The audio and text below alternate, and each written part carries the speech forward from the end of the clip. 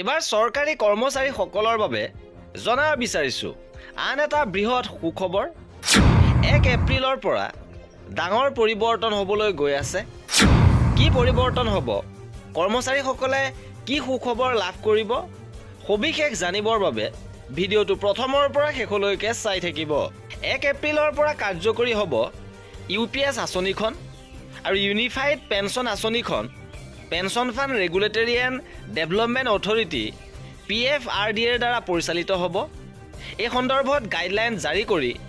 সংশ্লিষ্ট কৰ্তৃপক্ষই ইতিমধ্যে জাৰি কৰিছে আৰু এই আঁচনিখন 25 এপ্ৰিলৰ পৰা কাৰ্যকৰী হ'ব কেন্দ্ৰীয় চৰকাৰ কৰ্মচাৰীৰ বাবে ইউনিফাইড পেনশন আঁচনি বা ইউপিএছ আৰম্ভ হ'ব ইয়াৰ উদ্দেশ্য হৈছে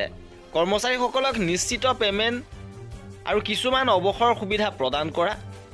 বিত্ত মন্ত্ৰালয়ে শেহতীয়াভাৱে 25 জানুৱাৰীত এক অধিসূচনা জাৰি কৰি পুনৰ এই কথা ঘোষণা কৰিছে আৰু unified pension fund regulatory and development authority PFRDAৰ দ্বাৰা পৰিচালিত হ'ব এই সন্দৰ্ভত গাইডলাইন জাৰি কৰিব সংশ্লিষ্ট কৰ্তৃপক্ষই এই আঁচনিখন 2025 চনৰ 1 এপ্ৰিলৰ পৰা কাৰ্যকৰী হ'ব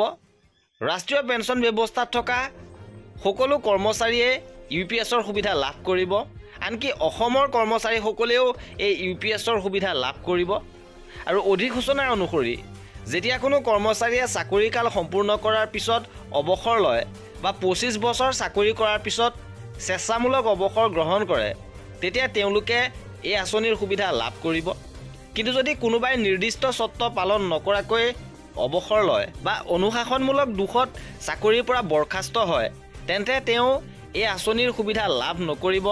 যাক লৈ তীব্ৰ বিতৰ্কৰ সৃষ্টি হৈছে আৰু 10 বছৰ সেৱাৰ পিছত অৱসৰ য'ত জাৰি কৰা অধিসূচনাত স্পষ্টকৈ কৈছে যে যদি কোনো কৰ্মচাৰীয়ে ন্যূনতম 10 বছৰ চাকৰি কৰাৰ পিছত অৱসৰ লয় তেন্তে তেওঁ অৱসৰ তাৰিখৰ পৰা ধন লাভ কৰি থাকিব আৰু ইয়াৰ উপৰি যিসকলে ন্যূনতম 25 বছৰ সেৱাৰ অন্তত স্বেচ্ছামূলক অৱসৰ গ্ৰহণ কৰিব তেওঁলোকে এই সুবিধাৰ অধীনলৈ আহিব আৰু চৰকাৰ মৌলিক নিয়ম FR 56J অনুসৰি অৱসৰ লোৱা সকলকো ইউপিএছৰ অধীনত সামৰি লোৱা হ'ব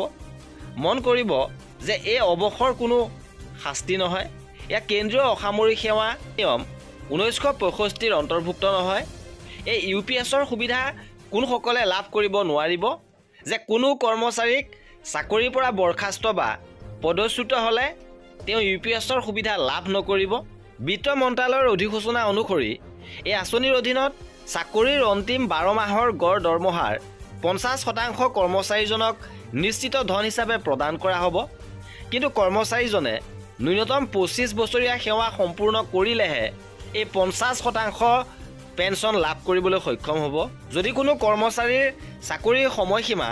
25 বছৰ কম হয় তেন্তে চাকৰিৰ বছৰৰ সংখ্যাৰ ভিত্তিত ধন পৰিশোধ কৰা হ'ব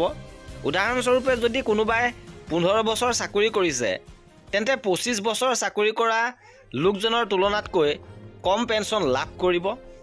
গতিকে কেন্দ্ৰৰ লগতে ৰাজ্য চৰকাৰৰ কৰ্মচাৰী সংগঠনসমূহেও এই ইউপিএছ আঁচনিখনৰ বিৰোধিতা কৰিছে কৰ্মচাৰীসকলে দাবী কৰে যে NPS বা UPS প্ৰয়োজন নাই OPS পুনৰুদ্ধাৰৰ বাবে প্ৰতিবাদী কাৰ্যসূচী সময় ৰূপায়ণ কৰি আহিছে আৰু OPSহে কৰ্মচাৰীসকলক অৱসৰৰ নিশ্চিত পেনশনৰ গ্যাৰান্টি দিব পাৰে গতিকে আগন্তুক দিনত কেনে ধৰণৰ সিদ্ধান্ত লয় সেয়া হ'ব লক্ষণীয় এই আছিল আজিৰ ভিডিঅ'টোত কৰ্মচাৰী আৰু পেনশনাৰৰ সকলো খবৰ পাই থাকিবৰ বাবে আমাৰ চেনেলটো সাবস্ক্ৰাইব কৰি ৰাখিব